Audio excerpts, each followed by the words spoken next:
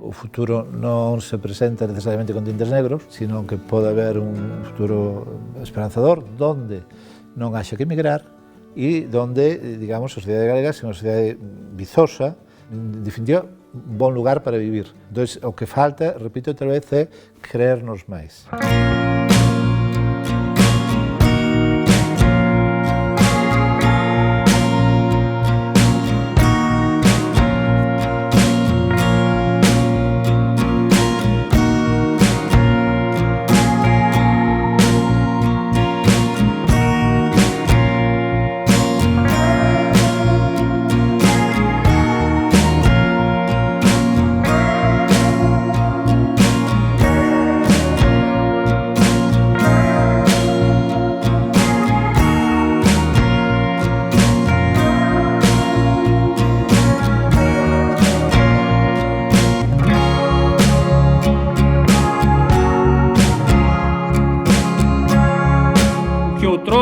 Era uma fronteira zelosamente guardada pelas autoridades dos dois países, se tenha convertido hoje num viçoso espaço de intercâmbio, colaboração e entendimento.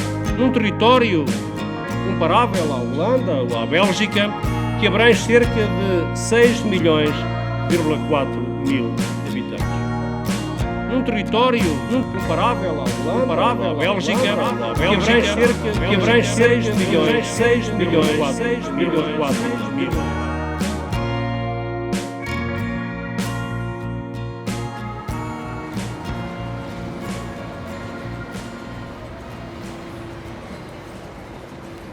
A entrada na União Europeia favoreceu a dissolução das fronteiras entre o norte de Portugal e a Galiza, resultando em espaços transfronteiriços de grande dinamismo económico.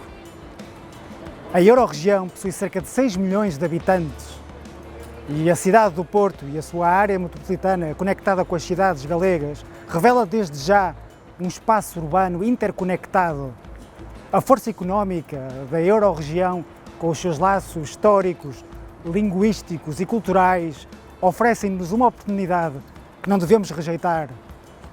Mas será que desde as instituições e da cidadania estamos preparados para aceitar este desafio?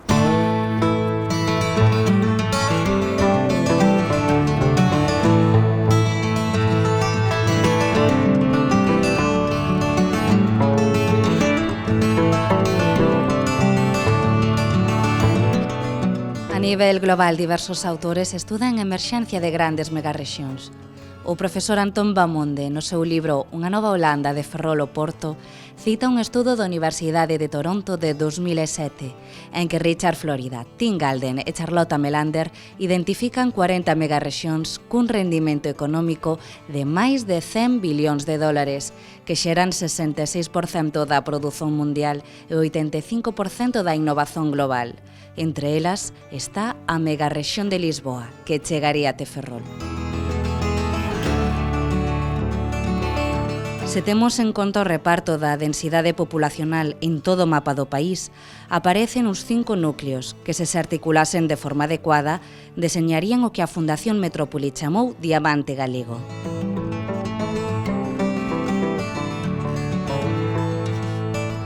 Se acrescentarmos a cidade do Porto e a súa área metropolitana, encontramos un núcleo de algo máis de 6 millóns de habitantes, unha zona de vigoroso dinamismo económico e unha situación xeoestratéxica privilexiada no mundo actual.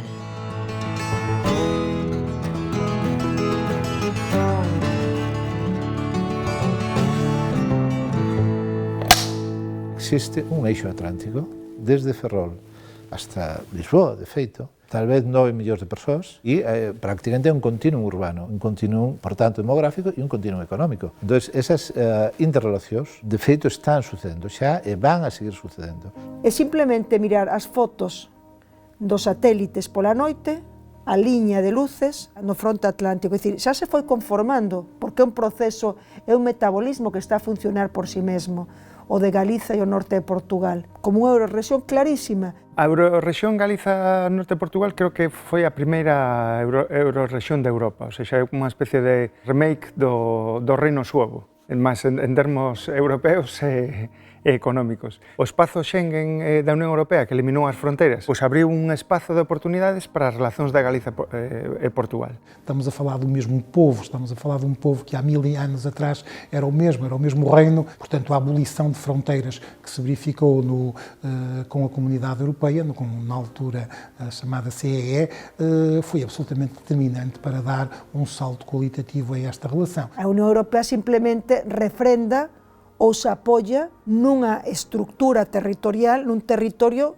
que xa tiña esa relación dende a historia dos tempos, non? O conjunto desses instrumentos de política europeia tem favorecido fortemente as relações económicas, sociais e o bem-estar das populações da Eurorregião.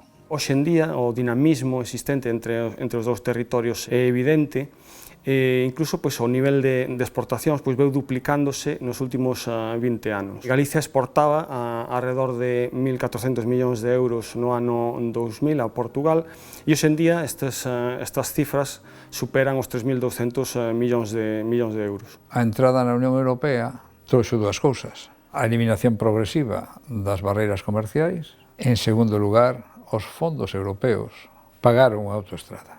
Esos dous factores fixeron que aquilo se integrara de xeito natural, porque tiña que estar sempre integrado. Era unha fronteira moi artificial. E iso convertiunos en norte. Creouse o caldo de cultivo para poder apostar pola integración coa rexión norte de Portugal, para poder traballar xuntos, non só en términos económicos, pero tamén en termos institucionais e xurídicos. As relacións co norte de Portugal pois son as máis intensas de Galicia con calquer outro estado. Evidentemente, o factor transfronteirizo é fundamental, mas ademais por detrás desa cuestión transfronteiriza veñen séculos de relacionamentos continuos que agora derrámanse especificamente no ámbito económico. O principal investidor estranxeiro en Galicia, repito, é Portugal. E hai 500 empresas, decía a prensa hai 3 anos, galegas no norte de Portugal, 500. A estrategia de futuro pasa exclusivamente por ter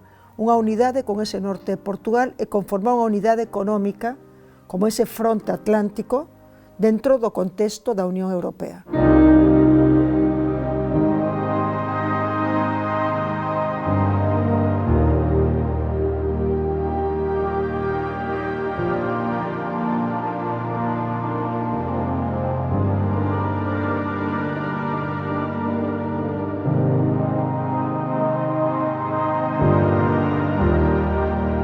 Galicia e norte de Portugal teñen que seguir traballando xuntas, teñen que cohesionar un espacio non só na Península Ibérica, sino para gañar masa crítica e gañar musculatura de cara ao noso traballo diante da Unión Europea. Independentemente das muralhas que se fizeram, das fortalezas que se fizeram, o povo continuou a ser o mesmo e continuou a falar uma língua que é muito próxima, e isso foi capaz de resistir aos séculos. E somos com muita satisfação, com muito orgulho, um exemplo de uma das euro-regiões com maior metabolismo na Europa. Parte do noso futuro a longo prazo pasa porque convirtamos esta eurorrexión nun continuum de relacións sociais, económicas e tamén de colaboración política, obviamente.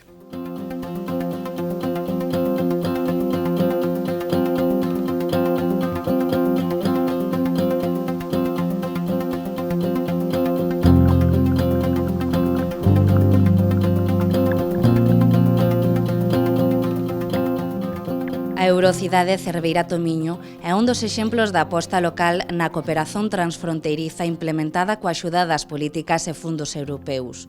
Uns 23.000 habitantes residen neste territorio situado no eixo atlántico galego-portugués. Neste continuo urbano, Vilanova de Cerveira e Tomiño están na órbita das áreas metropolitanas de Vigo e do Porto, dous dos núcleos urbanos que desempeñan un papel significativo no desenvolvimento económico, cultural e social da Eurorrexión.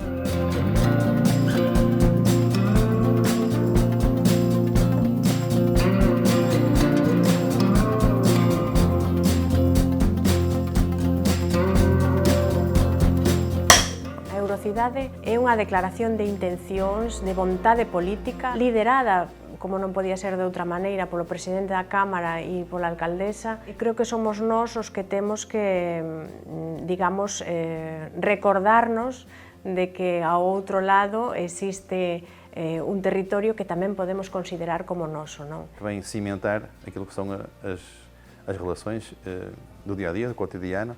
Nós costumamos dizer que para nós estar em Tominho ou os tominhenses estarem em Cerveira, que para nós é de facto a mesma coisa, ou seja, é um território único. Ao constituir esta eurocidade, o que queremos é non duplicar servicios, sino ser complementarios. Tomiño e Vilanova de Cerveira, entendelo como un conxunto, non? Como un todo. A nossa atividade, por exemplo, em Vilanova de Cerveira, 70% da economia local, do comércio local, acaba por ser realizada com galegos. E a eurocidade permitiu isso, permitiu que as pessoas se sintam parte de um território, criar mais sinergias, potenciar a utilização de espaços em comum. Nós, por exemplo, compartimos piscina municipal ou escola de música, nos reunimos unha vez ao mes como mínimo nese comité de xestión estratégica para ver no que estamos traballando, cales son os retos de futuro, que proxectos queremos lanzar. Temos projetos na área da cultura, desenvolvemos agora recentemente a nossa Agenda 2030 e, portanto, nós fazemos de facto que as coisas aconteçam, que todos se sintam parte desta eurocidade. O futuro de Galiza, polo menos do sur de Galiza, vai escribirse tamén en parte con Portugal.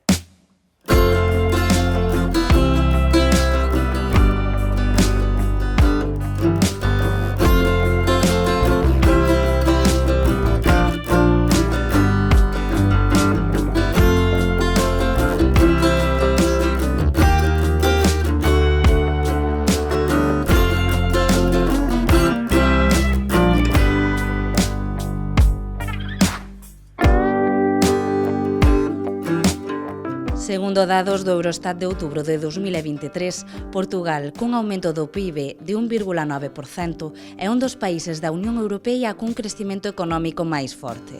Xunto co aumento do investimento estranxeiro, temos o papel do capital galego. Un estudo do Círculo de Empresarios de Ourense de 2018 calculaba en cerca de 500 o número de empresas galegas que abriran filiais no norte de Portugal. A automoción, o naval, a loxística, o granito, a industria frigorífica e a pesca son os sectores principais da economía galega que nos últimos anos se foron instalando no país viciño.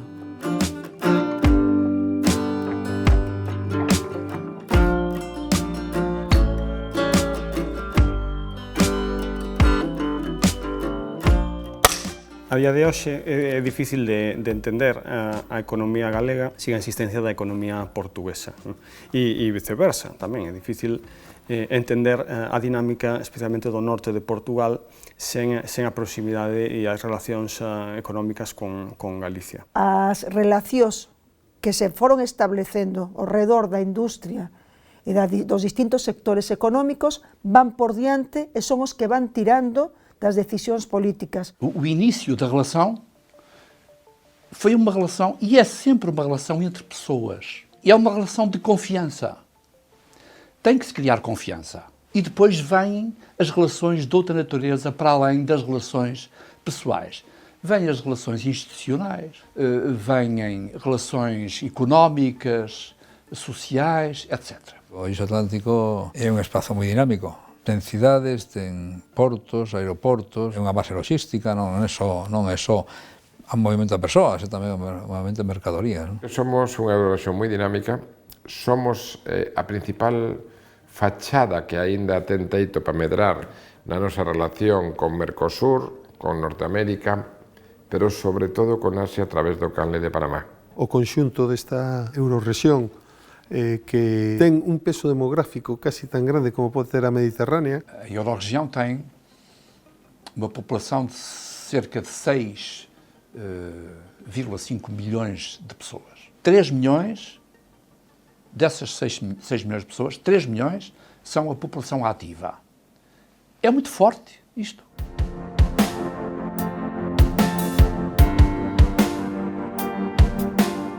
Alén da arquitectura institucional, nos últimos anos están a aumentar os vínculos empresariais e económicos entre ambos os lados da fronteira. O crecimento da economía portuguesa que asinalan os diferentes indicadores funciona como un imán para as empresas galegas.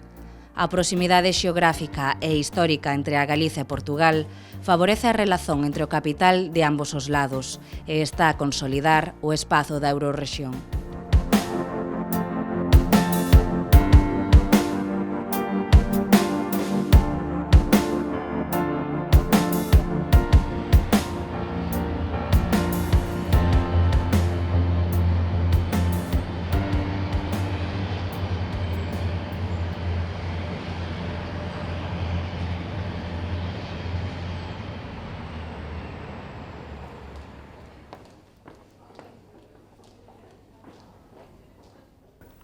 Sabemos que tenemos unos sectores estratégicos y tenemos unos valores fundamentales, tanto en Galicia como en el norte de Portugal, pero si nos sumamos, somos mucho más, con sectores y empresas tremendamente punteras, con unas universidades de gran talento, que si entendemos que tenemos que ir de la mano colaborando, desde luego somos imparables. Dentro de todo este panorama, el textil es un ejemplo posiblemente único en el mundo. Aquí se ha ido generando a lo largo de los años esa complementariedad natural.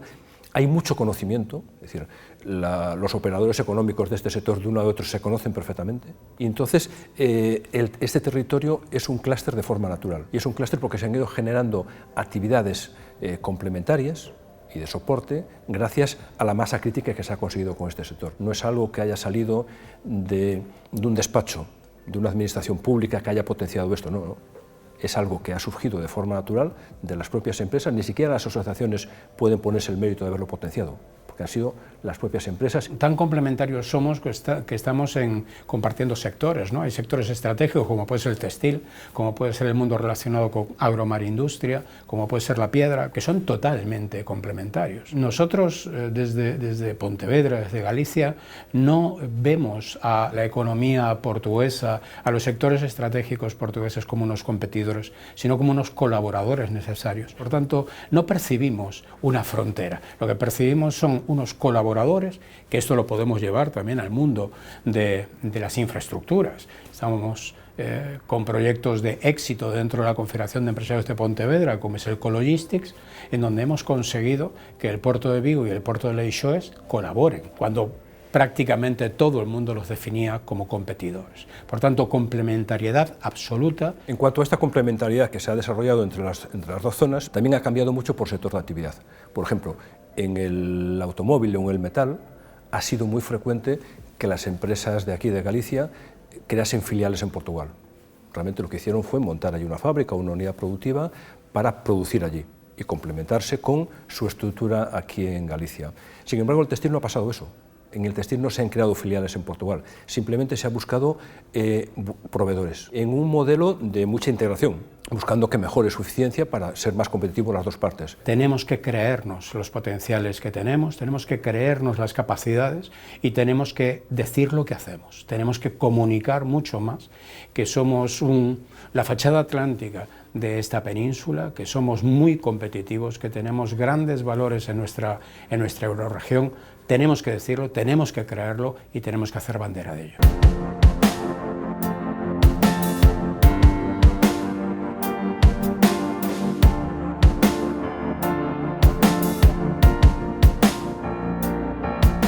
Está a xerar unhas dinámicas sociais e económicas que son moi interesantes. Eu lonxe de ser dos que cuestiona, non? Que algunha empresa tome a decisión de instalarse en Portugal, eu creo que é bom tamén para Galicia. A desaparecer a fronteira foi natural que as empresas galegas se estableceran en Portugal. Obviamente, sem empreendedorismo, sem empresários que queiram investir, que queiram crescer, que se queiram instalar aqui, também não é possível esta colaboração. Da nossa parte, temos vindo sempre a fazer esse apoio, tentando que as empresas possam ter as condições necessárias. A primeira tenda de Zara fora de España foi no Porto, moitas empresas galegas aprenderon a exportar en Portugal.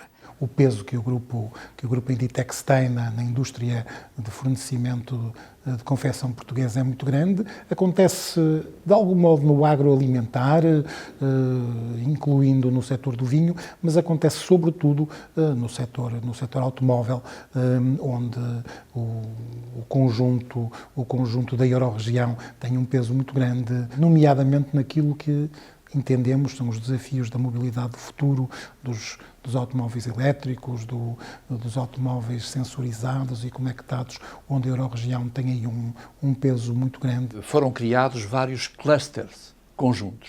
O agroalimentar, o têxtil e vestuário, o automóvel. Isto significa que as duas comunidades económicas, se quisermos dizer assim, as duas têm aprofundado muito as relações entre elas, ao ponto de criarem um verdadeiro cluster nestes setores. Un sector económico importante, o tema ao redor do tema da farmacia, da investigación, está Porriño e o que Paredes de Coura. Entón, eso conforma xa un hub, por utilizar un anglicismo, un área moi concreta, especializado nun sector moi concreto. Non podemos esquecer que os empresarios son tamén axentes de cooperación transfronteiriza, son tamén axentes que construen a Eurorrexión. A maior parte das exportacións que se levan a cabo a Portugal teñen que ver con sectores dos transportes, co téxtil, cos produtos minerais, coas madeiras e os produtos derivados da madeira, e con outros sectores tamén nos que Galicia presenta potencialidades. O sea, Galicia é unha comunidade autónoma que non só exporta a Portugal, é a comunidade autónoma con Navarra que ten máis porcentaxe de exportación sobre o PIB en España. Unha vez que vas a un sitio, podes ir a 100. Se tú crees empresas que despois acuden a outras empresas para resolver os seus problemas, crean relacións horizontais, resolven determinados problemas que desaparecen comuns en conxunto, teñen a súa vez trasladadas demandas, digamos, a política, etc. Todo isto favorecería naturalmente o desenvolvemento económico de Galicia e, por tanto, o social e político, non? O goberno noso e o goberno de Portugal hai que sentarse e falar e ter unha estrategia, ter un proxecto estratégico, conformar un área potente económicamente, porque compartimos eso, territorio, compartimos lingua e compartimos historia. E a partir de aí, pois está táctica, pero estamos comezando antes, e a táctica ven da man do mundo empresarial, pero para ter unha estrategia precísase do brazo político.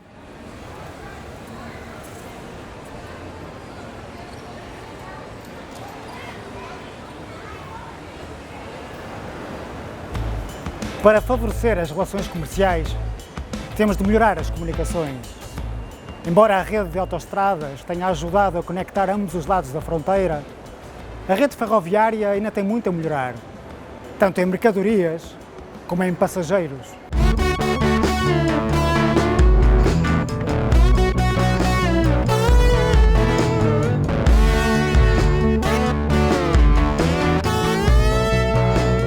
A melloría da mobilidade entre a Galiza e o norte de Portugal favoreceu o incremento dos intercambios sociais e económicos e axudou a configurar un novo sistema urbano interconectado.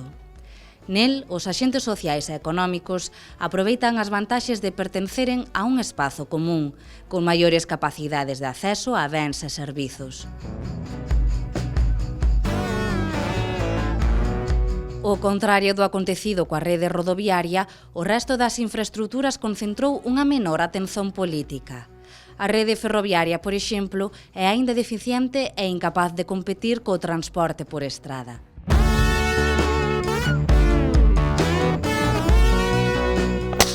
As duas regiões têm dois excelentes portos, Porto de Leixões e o Porto de Vigo.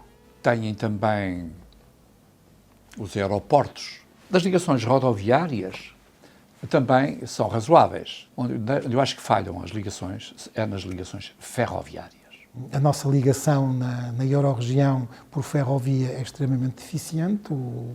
A ligação Porto-Vigo atualmente de facto fica aquém daquilo que a região precisa e merecia. Por outro lado, o futuro com o qual a região se quer encontrar, o futuro com o qual a região se quer abraçar, passa necessariamente pela região estar abrangida pela rede europeia de alta velocidade e, portanto, se me perguntar qual é o principal desafio, qual deve ser o principal investimento para a Euro-região em termos de infraestruturas, é certamente a ligação de alta velocidade, o AVE, entre Porto e Vigo. A sociedade galega, os seus empresarios, a súa administración coincide na importancia de facer a conexión co sur, que esa é unha reivindicación permanente que temos co Goberno de España. É unha demanda común da sociedade galega. Confiemos en que se atenda e non no ano 50, sino, se posible, xa na década dos 30. O tren de alta velocidade entre A Coruña e Lisboa. Esta é unha aposta seria do goberno portugués para facelo en tempo e forma, con axudas europeas,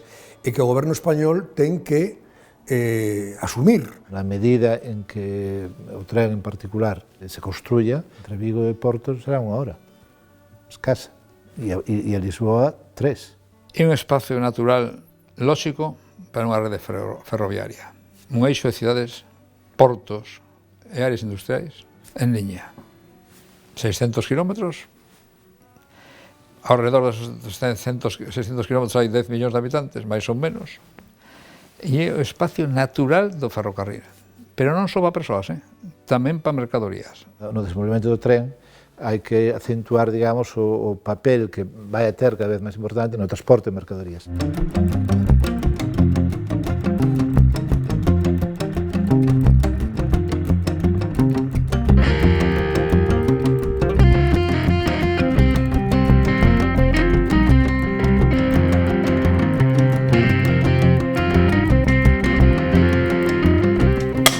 Nese aspecto, temos que darlle gracias a Lisboa, que sacou o manual. E o manual é, vamos conectarnos co eixo. O goberno español daba máis importancia a comunicarse con Madrid, como sempre. Durante o ano pasado, o goberno portugués pois deu pasos firmes para mellorar nesta cuestión estrutural de hai décadas, polo de agora non se ve que o Estado español lle este dar tanto peso esa conexión atlántica por ferrocarril. E vai ser central, desde logo, cando imaginemos a Galicia da próxima década.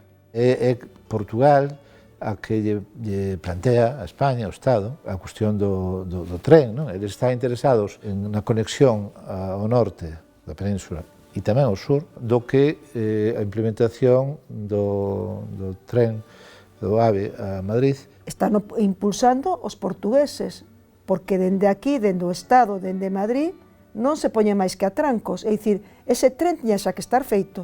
É preciso uma ligação de alta velocidade, que é urgente, entre Lisboa e Vigo. É pura lógica de transporte, é pura lógica económica de transporte de ferrocarril. O ferrocarril é bo para eixos de cidades, non é bo para atravesar a máis de 300 km mesetas. Entón dixeron, ir a Badaxoz ten pouco tráfico, eu quería a Madrid que colle o avión. Entón, apostaron por estruturar o país. Teñen unha estrategia de desenvolvemento atlántica, expresada en documentos estratégicos. Non son, digamos, ocurrencias momentáneas, sino que eles teñen esta percepción de que o borde atlántico ten que ser e vai a ser un espacio de desenvolvemento. É importante para a ligação, porque ela vai ligar ao aeroporto Sá Carneiro, portanto, para a ligação entre também a Galiza e este aeroporto que aqui temos. Portanto, para toda a Euro-região é estrutural termos esta ligação e esperemos que aquilo que são os compromissos dos nossos governos, de nos primeiros anos da década de 30, esta ligação estar a funcionar.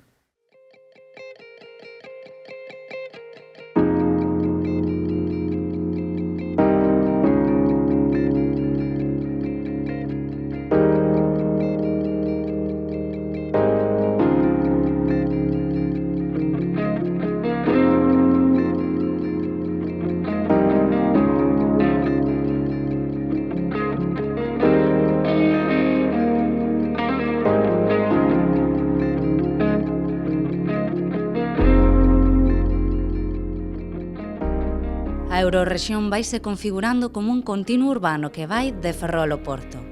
Esta última cidade, situada no centro industrial de Portugal, tivo un salientável crecimento nos últimos anos. A súa área metropolitana e as unidades supramunicipais veciñas como a do AVE, que inclúe autarquías como Vilanova de Famalicán ou Guimarães, posúen unha indiscutível potencia económica. A melloría da conexión deste espazo coas vilas e cidades galegas está a ser unha prioridade para cada vez máis sectores sociais de ambos os dous territorios.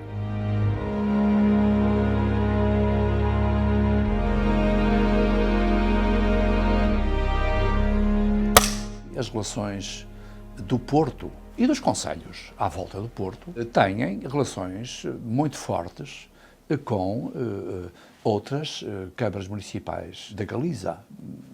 Eu penso que não é preciso fazer nenhum esforço especial para isso. É sempre necessário intensificar as relações. Isso sim. O alcalde de Porto, pois se sabe que é favorável a unha Unión Ibérica, a promover esta eurorrexión, Galicia e Norte de Portugal. É dicir, efectivamente, no Norte de Portugal hai, digamos, unhas certas élites portuenses en particular que son moi favorables, digamos, a esta conexión e que, de feito, pois, intentan promovela polos seus propios medios. Certamente que o Porto beneficia de toda a Eurorregião, como eu diria que Santiago, Vigo ou a Corunha também beneficiam da Eurorregião. Portanto, o Porto tornou-se uma metrópole de maior dimensão. O modelo de crescimento galego é um modelo muito tripolar, baseado em 3 grandes cidades, depois complementado com mais 3. O nosso desenvolvimento, o nosso modelo de desenvolvimento do Norte é mais baseado numa grande metrópole que é o Porto. A alianza da grande cidade do Porto, esa grande área metropolitana, xunto coas nosas cidades de pequena escala, de máis pequena, de unha escala diferente, deberíamos de precisamente tentar facer unha planificación territorial que tivese en conta esa realidade de grande área urbana que é o Porto e de que maneira as nosas feblezas ou as nosas afoutezas temos que vencellalas inevitablemente a esa área urbana de o Porto. A coordinación co Porto é esencial. Sempre a coordinación é boa, pero neste caso é esencial porque a área metropolitana do Porto, Matosiños, Maia, toda a área metropolitana ten unha gran puxanza dentro do que é a economía e a sociedade da nosa Eurorrexión. Porque teñen moi boas ideas, porque poden estimular a economía da Eurorrexión. O Porto tem uma posição privilegiada, como tem Vigo, como tem outras cidades da Galiza, não tivesse o mesmo peso específico que tem hoje, sem esta intensidade das trocas e dos fluxos de pessoas. O Porto é grande beneficiário desta intensidade de relações. A transformación do Norte de Portugal foi máis rápida e máis profunda do que tal vez en Galicia. E en Galicia foi tamén moi rápida e moi profunda. Nesse modelo, sim, o Porto beneficia certamente da Eurorregião, mas eu volto a dizer, todas as cidades beneficiam da Eurorregião, Braga beneficia muito da Eurorregião, Chaves beneficia muito da Eurorregião e não tenho dúvidas que Vigo ou Santiago também isso acontece. Estamos falando de elementos que xeneran unha concentración económica e etcétera, no norte de Portugal e, por tanto, Galicia vai perdendo, ou esas relacións son favorables para as dúas bandas.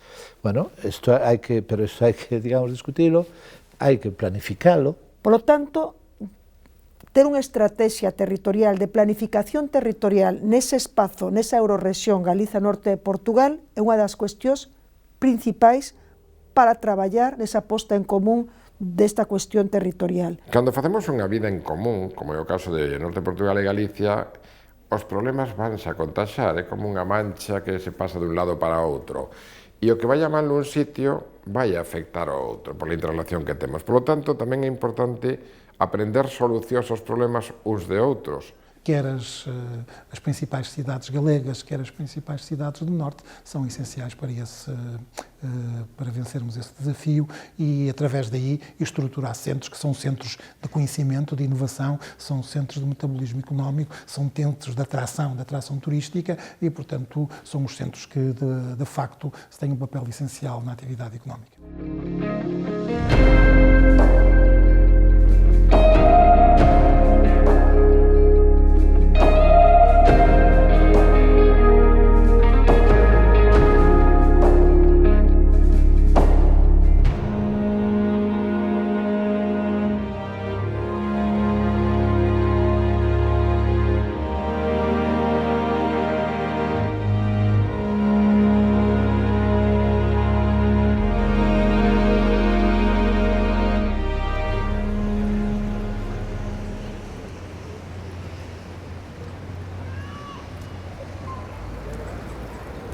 Cerca de 280 milhões de pessoas falam português em todo o mundo.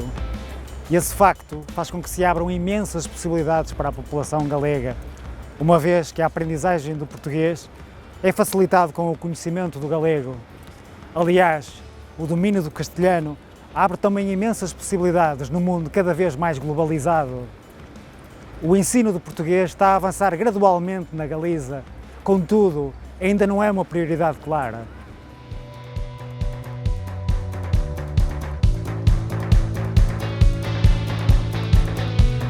Máis de 5.000 persoas estudan portugués na Galiza en etapas obrigatorias, posobrigatorias e nas escolas de idiomas. Son 4 veces máis estudantes dos que eran hai unha década. Aínda así, son números que fican lonxe dos 25.000 que, por exemplo, estudan portugués na Extremadura española. Para unha persoa galegofalante, a interazón en portugués non representa grande dificultade, mas un maior dominio entre a populación galega melloraría as posibilidades de comunicación co Brasil e co resto da comunidade de países de lingua portuguesa, algo que, do punto de vista económico, proporcionaría grandes oportunidades de crecimento.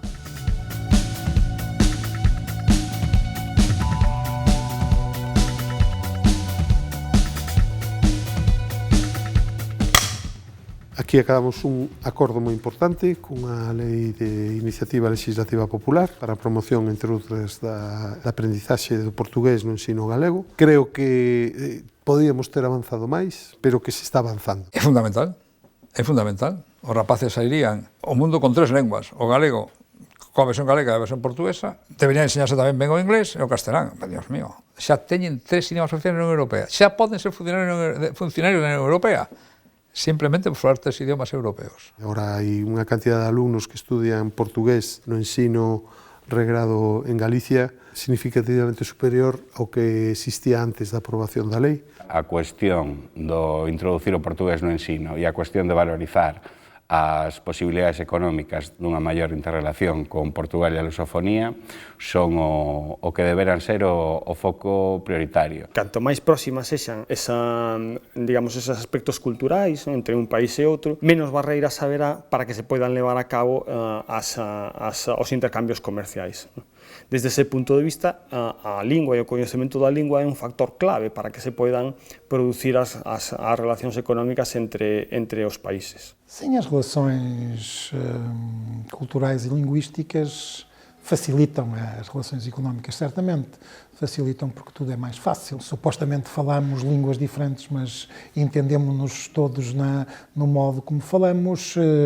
O nosso modo de vida, o nosso modo de olhar o mundo não é muito diferente do lado galego ou do lado norte, e tudo isso faz com que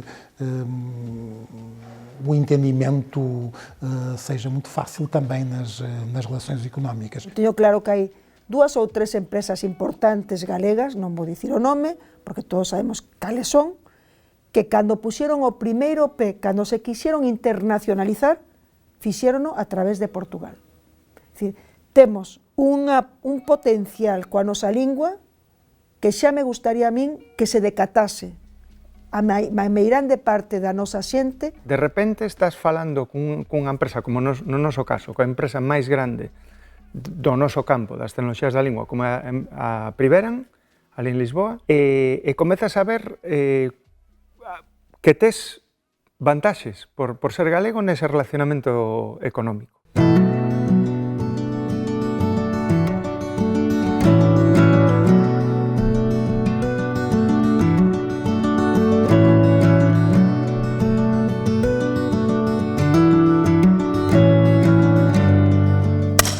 Ollando ao futuro, ese maior relacionamento con Portugal desde os usos lingüísticos pois pode aspirar a observar pois o que é o grande mercado da lusofonía, no cual xa falamos de máis de 250 millóns de persoas. Nos abre o mundo a Brasil, a Angola, a Mozambique, incluso ao mercado asiático, a través de Macao, xa parte de China. É dicir, temos un potencial, unha ferramenta de un valor tremendo, identitario, non somente cultural, senón tamén para relacións comerciais. Hai unha serie de países da lingua lusófona nos que aínda non existen unhas relacións económicas, ou cos que aínda non existen unhas relacións económicas consolidadas.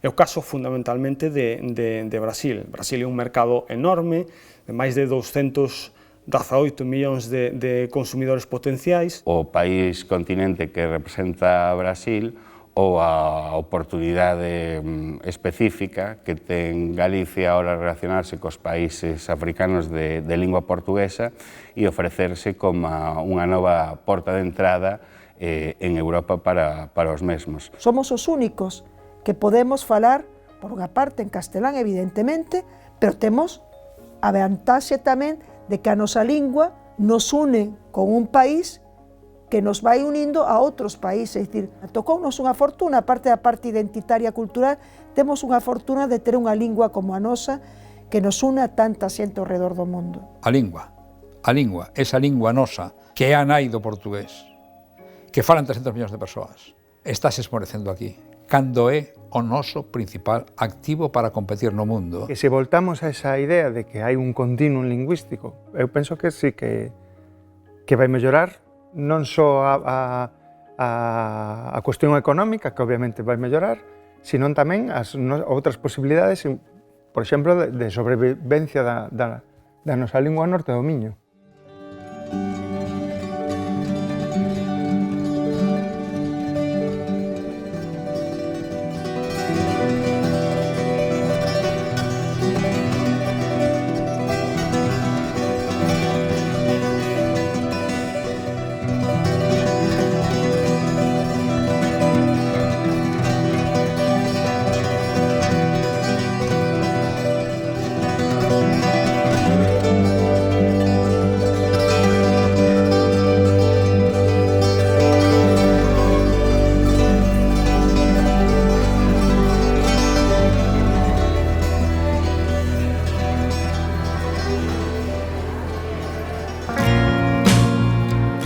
Será que podemos considerar a Galiza como um espaço urbano único, com diferentes núcleos e pontos de ligação? Os eternos riscos com os quais nos defrontamos, tais como a imigração, o envelhecimento da população e o desemprego qualificado, devem ser superados se enfrentamos os riscos que o século XXI nos coloca como país. Pensarmos a Galiza como um espaço dinâmico, criativo, ecológico e também numa Península Ibérica descentralizada e policêntrica. As cidades do norte de Portugal estão preparadas para fazer as alianças. Aceitemos o desafio.